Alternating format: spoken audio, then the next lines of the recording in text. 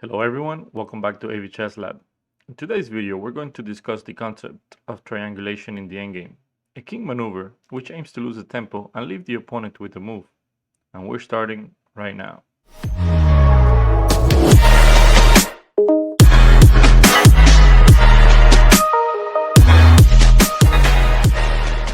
To illustrate the concept of triangulation, I have chosen the position on the screen. In this situation, it is white to move, and we need to win the game. So in order to accomplish that, we need to apply triangulation.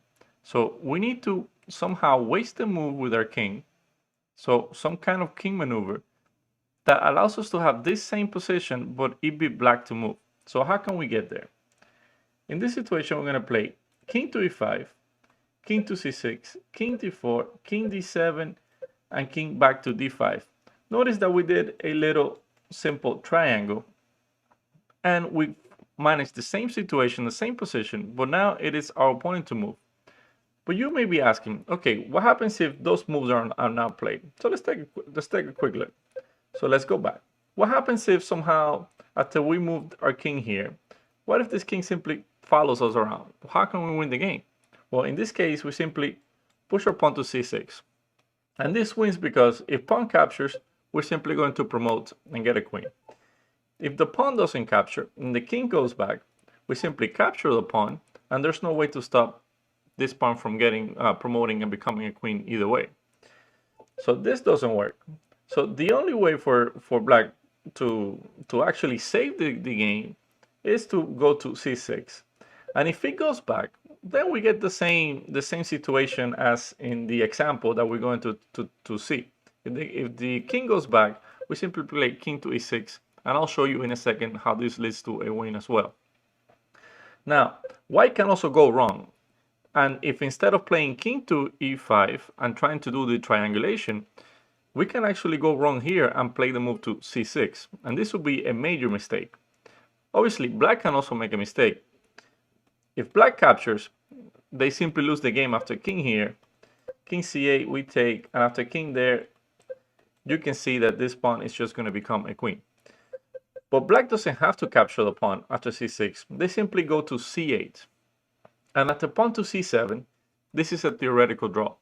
The white king can never get close enough because then it will be a stalemate. So it can never actually enter into the position. So coming back to the original position, how can we win? So we're going to do triangulation and get the king to the desired position that we want. Now, we have the same situation, but it is black to move. So after black moves to c8, we're simply going to go to e6 and not do anything else. e6 is the key move here, and we take the diagonal opposition. Now, when the king goes back to d8, in this situation, we play king d6, and we take the vertical opposition. Now notice, if the king moves away, we simply go king to c7, and we win the game. So that's not possible. So the king has to go back to c8. And instead of pushing the pawn, which will lead to that position we discussed earlier, in which it was a theoretical draw, because black doesn't have to capture the pawn, we're simply going to go king to e7 here. And after king to b8, again, we're not going to push the pawn. What we're going to do here is go king to d8 and push the king to the corner. King goes to the corner, and here is when we play the pawn move to c6. And after the pawn takes, we simply go king c7, pawn moves, pawn checks, king there, and we get a queen, and it's checkmate on the next move. Hope you guys enjoyed this video. I know that this concept can be applied to a lot more situations, and this was just a brief example. Endgames can be tedious to study sometimes, but if you know them, your rating and results can improve dramatically.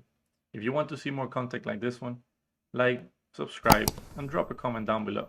As always, stay safe, have a great day, and show respect to your opponent. See you next time.